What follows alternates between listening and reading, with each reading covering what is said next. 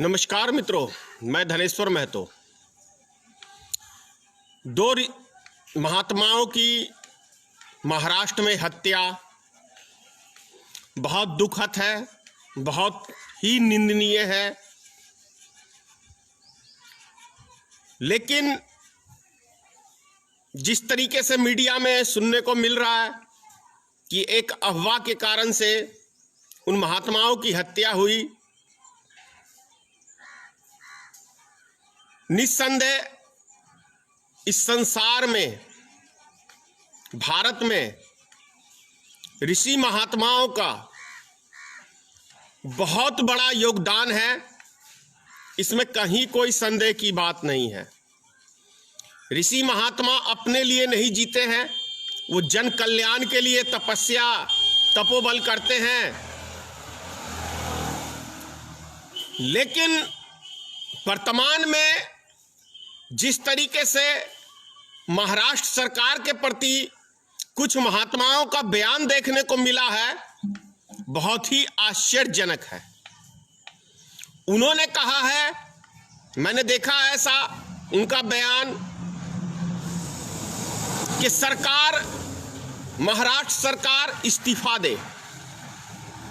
बड़ा आश्चर्य लगा सुन के। इससे पहले तो तमाम सारी मॉब लिंचिंग हुई है, सैकड़ों की संख्या में हुई है। लेकिन कभी भी किसी महात्मा ने आगे आके ये नहीं कहा कि ये मॉब लिंचिंग बहुत गलत है, किसी भी मानव का हत्या नहीं होना चाहिए और किसी भी सरकार से इस्तीफा नहीं मांगा गया है। ये थोड़ा प्रश्न है। क्या ऐसा नहीं लगता कि ये राजनीतिक खेल हो रहा है हमारे देश में? जो महात्मा ने महाराष्ट्र सरकार से इस्तीफा मांगा और उस महाराष्ट्र सरकार ने, उद्धव ठाकरे ने 100 व्यक्तियों से ऊपर आदमियों की गिरफ्तारी कराई, तो कानून किस लिए बना हुआ है? कानून का मतलब तो यही है ना कि प्रशासन अपना काम कर रही है। लेकिन इससे पहले जो मॉब लिंचिंग हुई है, उसको तो भारतीय जनता पार्टी ने उन व्यक्तियों को फूल मालाओं से स्वागत किया है। क्या नहीं किया है? क्या सम्मानित नहीं किया गया है? विचित्र सी राजनीतिक है। मतलब भारतीय जनता पार्टी की जहां सरकार है, उसके ऊपर कोई महात्मा उंगली नहीं उठाता है। लेकिन जहां पे भारतीय जनता पार्टी की सरकार नहीं है, महात्मा भी उतर जाते हैं राजनीतिक खेलने। ये हमारे देश के लिए वर्तमान में सही चीज नहीं है।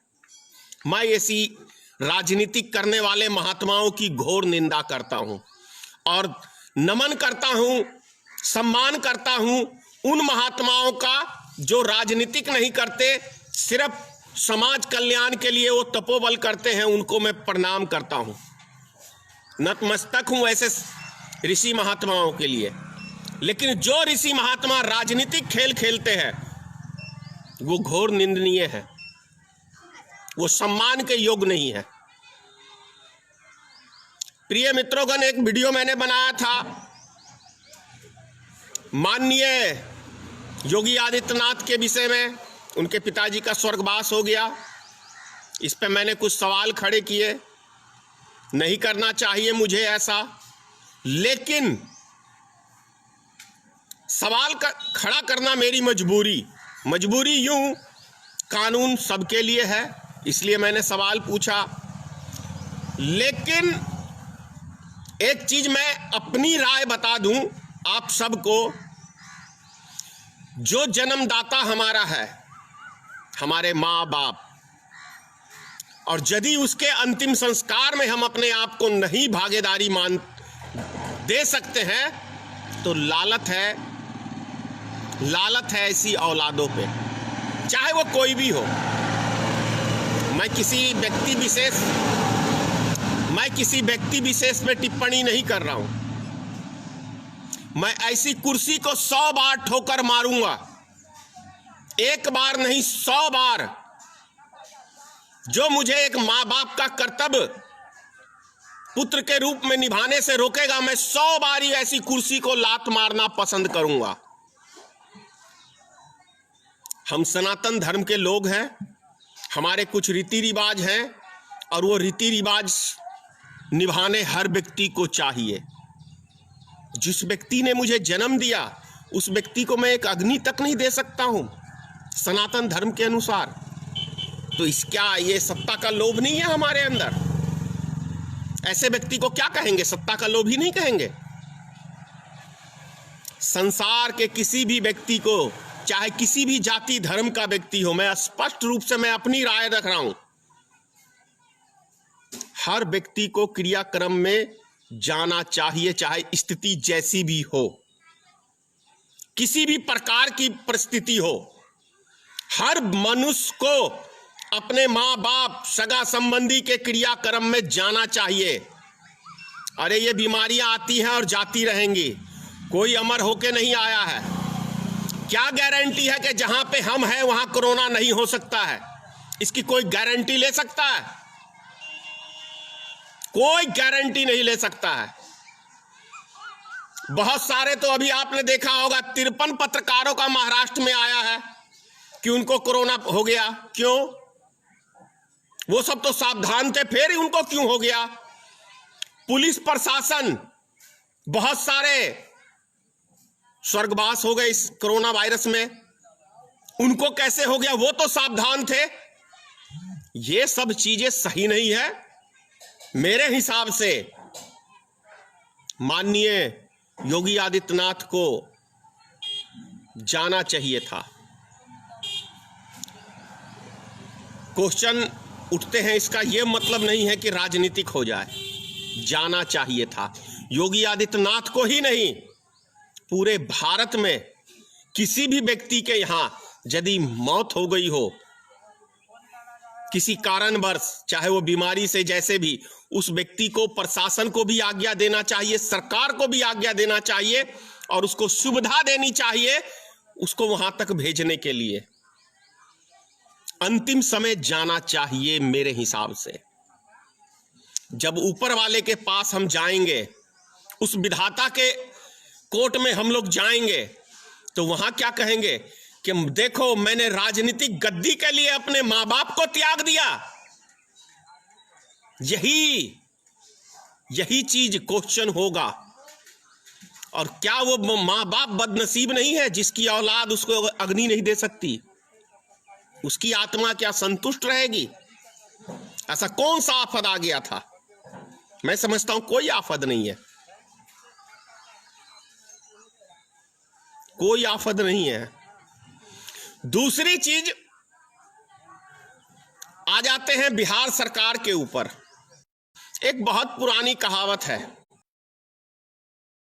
से खा के निकलेंगे तो दुनिया आपको पूछेगी कि भाई साहब खाना खा लीजिए, चाय पी लीजिए, पानी पी लीजिए, लेकिन जिस दिन आप घर से भूखे निकलेंगे उस दिन आपको रास्ते में कोई व्यक्ति नहीं पूछेगा कि आपने खाना खाया, आपने चाय पिया, आपने पानी पिया।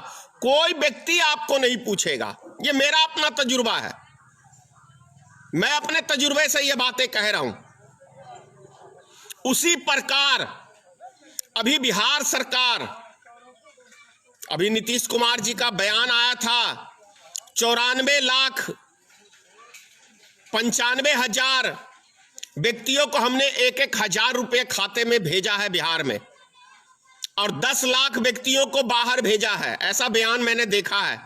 लेकिन उसके बाद भी हजारों कॉल, हजारों की बात कर रहा हूं मैं, हजारों कॉल मेरे पास आए हैं मदद मांगने के लिए, लेकिन मेरे पास है नहीं जो मैं मदद पहुंचा सकता। लेकिन अगर ईश्वर देता तो मैं निश्चित आप लोग की मदद पहुंचाता। तो मेरा प्रश्न यह है बिहार सरकार से कि माननीय मुख्यमंत्री जी, आप उन व्यक्तियों को पैसा दे रहे हैं जो व्यक्ति 90% का पेट भरा हुआ है, 10% को जरूर चला गया होगा, मैं ये कह नहीं सकता।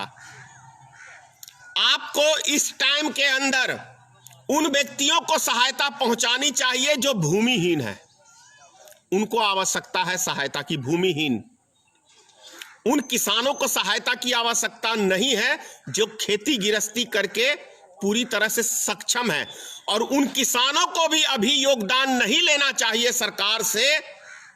उनको, उन किसानों को यह कहना चाहिए सरकार से कि जिनके पास नहीं है आप उनको मदद पहुंचाइए। जो बिहार के, उत्तर प्रदेश के, उत्तराखंड के, झारखंड के, उड़ीसा, आसाम, बंगाल, तमाम ऐसे जगह है देश के कोने कोने के, जो मजदूर, जो व्यक्ति बाहर फंसे हुए हैं, आप ये पैसा उनको पहुंचाइए, ये अनाज उन व्यक्तियों को पहुंचाइए। तो कितना शायद तब हम कहते कि वास्तव में हमारे देश के अंदर एक एक व्यक्ति में मानवता भरी हुई है, तब हम सच्चे देशभक्त कहलाएंगे। लेकिन ऐसा नहीं हो रहा है। वो तो कहावत है ना, राम राम जपना पराया माल अपना, जितना आ रहा है आने दो। ये सही नहीं है अभी के समय में। मैं तो हर उस गांव के व्यक्ति से प्रार्थना करता हूं, हर उस व्यक्ति से प्रार्थना करता हूं कि जो अभी सक्षम है अपना खर्चा उठाने में, यदि बिहार सरकार ने आपको वो दिया है तो आप ही के गांव में, आप ही के लोग बाहर फंसे हुए हैं, उन व्यक्तियों के अकाउंट में आप उस पैसे को ट्रांसफर करेंगे तो मैं समझता हूं मानव जाति के ऊपर एक बहुत बड़ा एहसान करेंगे। अभी के समय में मैं आप सबसे हाथ जोड़ के प्रार्थना कर रहा हूं कि जिन जिन व्यक्तियों ने, बिहार सरकार ने आपके खाते में पैसा दिया है या केंद्र सरकार ने आपके खाते में पैसा दिया है, जो व्यक्ति सक्षम है वो व्यक्ति दूसरे की उस पैसे से मदद करें तो ये मानव जाति पे बहुत बड़ा एक एहसान होगा अभी के समय में। तब हम सच्चे देशभक्त कहलाएंगे। और मैं हर उस व्यक्ति से प्रार्थना कर रहा हूं, हाथ जोड़ के प्रार्थना कर रहा हूं, जिनके गांव में के व्यक्ति बाहर फंसे हुए हैं, और यदि उन व्यक्तियों के पास सक्षम है तो उनको चाहे 1000 रुपए से हो, 500 रुपए से हो, यदि आप उस फंसे हुए व्यक्ति की अभी मदद करेंगे तो निस्संदेह ये देश एकता का और मानवता का हम परिचय देंगे। और मैं उन दुकानदारों से कहना चाह रहा हूं जो इस समय के अंदर 1 रुपए का सामान 2 रुपए में, 3 रुपए में, वो मानवता को शर्मसार कर रहे हैं और वो मनुष्य कहलाने के योग्य नहीं है। वो दुकानदार, वो व्यापारी, ये देश हमारा अभी बहुत बुरे दौर से गुजर रहा है। खास तौर से गरीब परिवार, मजदूर परिवार, बहुत सारे ऐसे व्यक्ति भी टिप्पणी करते हैं कि क्या उनकी औकात 1 महीने की राशन की नहीं थी। नहीं, आपने कभी वो बुरे दौर नहीं देखे होंगे, आपने कभी एक टाइम भूखा नहीं रहा होगा। आप निश्चित ही अपने लिए जीते होंगे, इस समाज के लिए आप नहीं जीते होंगे। जो व्यक्ति गरीबी देखा है, जिस व्यक्ति का 5 आदमी का परिवार है, 250-300 रुपए उसकी आमदनी है, उसको कभी 5 पैसा नहीं बच सकता है। क्योंकि हमारे देश के अंदर जितनी महंगाई है, एक बारी आप डॉक्टर के यहाँ चले जाए तो 2-4 हजार का वो ऐसे ही बिल बना देता है। Private nursing home, private nursing home के ऊपर बात याद आ गई मुझे। मैं पूरे भारत सरकार से, राज्य सरकार से ये आपसे अपील कर रहा हूं कि जितने भी नर्सिंग होम हैं भारत के अंदर, उनको सख्त आदेश दे दीजिए कि आए, इस कोरोना वायरस के अंदर व्यक्तियों की टेस्टिंग करें। और भारत सरकार से मैं अपील कर रहा हूं कि उन व्यक्तियों को टेस्टिंग करके जो मजदूर अभी फंसे हुए हैं उनको घर भेजने का काम करें। फैक्ट्रियां चल जाएंगी 2-4 महीने बाद, लेकिन ये व्यक्ति जो फंसे हुए व्यक्ति हैं, जो मजबूर हैं, भूख से तड़प रहे हैं, अभी एक रूम के अंदर आप सोचिए 1 महीना हो गया है पूरा नेट। माननीय प्रधानमंत्री जी, माननीय मुख्यमंत्री जी, आप सोच लीजिए कि जिस एक रूम में 10 मजदूर हैं, वो करवट लेने के लिए भी आज मजबूर हैं। तो वैसे व्यक्तियों को आज जरूरत है इंसानियत दिखाने की, मानवता दिखाने की। उनकी हेल्प करें। और ये सिर्फ प्रधानमंत्री जी आप कर सकते हैं, क्योंकि ये पावर आपके पास है, आपके मुख्यमंत्रियों के पास है। आप यदि चाहेंगे तो ये गरीब मजदूर वो अपने अपने घरों को लौट सकते हैं। डॉक्टरों की कमी नहीं है। जब आप नर्सिंग होम को फ्री में जमीन मुहैया करा सकते हैं, तो क्या ये मानवता के नाते अभी ये मुफ्त सेवा नहीं कर सकते हैं? लोग इलाज के बिना मर रहे हैं। ऐसा नहीं है कि कोरोना वायरस एक खतरा है, बहुत सारी बीमारियां, महामारियां हैं। हर साल लाखों की संख्या में लोग मरते हैं। ये नर्सिंग होम वाले माला माल होते हैं। तो क्या इन नर्सिंग होम के मालिकों को अभी मानवता नहीं है, या ये जानवर हैं? किस बिल में छुपे हुए हैं नर्सिंग होम वाले? यदि ये इस टाइम के अंदर गरीबों की मदद करने के लिए सामने नहीं आ सकते हैं, तो इन सभी नर्सिंग होम का लाइसेंस भारत सरकार को, राज्य सरकारों को रद्द कर देना चाहिए मेरे हिसाब से, क्योंकि ये किसी भी एंगल से सही नहीं है। मैं लास्ट में एक व्यक्ति, कल मैंने देखा, दिल्ली से पैदल चल के आ रहे थे, बेगूसराय से।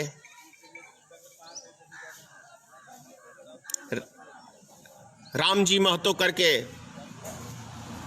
बनारस के अंदर वो व्यक्ति भूख प्यास से तड़प के मर गया।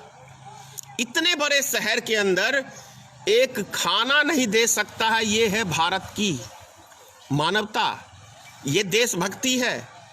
घंटा घंटी पीटने के लिए तो भाई तुरंत रोड पे आ गए, लेकिन किसी भूखे व्यक्ति को एक रोटी नहीं दे सकते हो, तो कैसी मानवता है भाई?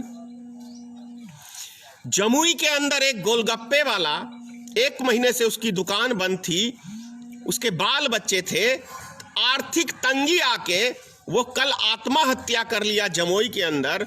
उसके आस पड़ोस में कोई उसकी मदद को नहीं गया। कैसी हमारे देश में मानवता है? ये राष्ट्रभक्ति है? ये समाज भक्ति है? नहीं है। ये राष्ट्रभक्ति कतई नहीं हो सकती, समाज भक्ति भी कतई नहीं हो सकती है। मानवता को शर्मसार करने वाली चीज है ये सब चीजें। ये बुरे टाइम के अंदर असली देशभक्ति परीक्षा अब आपकी है। यदि हम किसी की मदद नहीं कर सकते हैं, तो दूसरों से तो गुहार कर सकते हैं ना। यदि हम सक्षम नहीं हैं, तो दूसरों को तो आग्रह कर सकते हैं ना। मैं आप लोग से कहना चाह रहा हूं, हर उस व्यक्ति से कहना चाह रहा हूं, हर उस बिहार के व्यक्ति से कहना चाह रहा हूं जो गांव में सक्षम है, जो बिहार सरकार ने अभी अनुदान दिया है, वो गरीब आदमियों को दें। जो समाज में जरूरतमंद है वही अनाज आप उसी को दान कर दीजिए ना। बहुत बड़ा उपकार होगा मानव जाति पे। और आपको भीतर से जो खुशी महसूस होगी ना, उसकी आप कल्पना नहीं कर सकते हैं। एक बारी करके तो ऐसा देखिए, बहुत आनंद आएगा। शायद जीवन में आपको इतना आनंद नहीं आया होगा जितना कि आप किसी निस्सहाय को, किसी गरीब आदमी को आप मदद करेंगे तो आनंद आएगा। आगे क्या कहूं, देश के हालात बहुत खराब हैं। हमारे मजदूर भाई फंसे हुए हैं। मैं केंद्र सरकार से, बिहार सरकार से अपील कर रहा हूं कि उन मजदूरों के विषय में सोचिए, उनके घर परिवार के विषय में सोचिए। और माननीय प्रधानमंत्री जी, जो आपने कहा था अभी 4-5 दिन 6 दिन पहले, जान है तो जहान है, ये आपका वचन है। तो गरीब मजदूरों की जान की चिंता आपने अभी तक नहीं की है माननीय प्रधानमंत्री जी।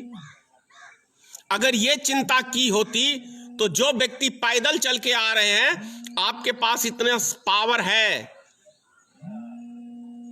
आपके पास, अगर सरकारें हमारी चाहेंगी तो कोई बड़ी चीज नहीं है इनकी मदद करना। जितने शिक्षक हैं उनको आप इस ड्यूटी में लगा सकते हैं, जितने सरकारी कर्मचारी हैं इस ड्यूटी में लगा सकते हैं, लेकिन आपने सबको छुट्टी दे रखा है। मजे में रहिए, घर में रहिए, ये सही नहीं है। जय हिंद, जय भारतीय मित्र पार्टी, जय श्री राम, जय मां भगवती। मां भगवती से प्रार्थना करता हूं कि हमारे माननीय प्रधानमंत्री जी को थोड़ी सी सद्बुद्धि दे, जो गरीब आदमियों के विषय में सोचे, जो मजदूर हैं उनके विषय में सोचे। और आप तो नवरात्रे करते हैं, अपने आप को कहते हैं कि भगवती का उपासक हूं मैं, तो माता भगवती से मैं प्रार्थना कर रहा हूं कि माननीय प्रधानमंत्री को थोड़ा सा गरीबों के प्रति हमदर्दी पैदा करे। जय हिंद।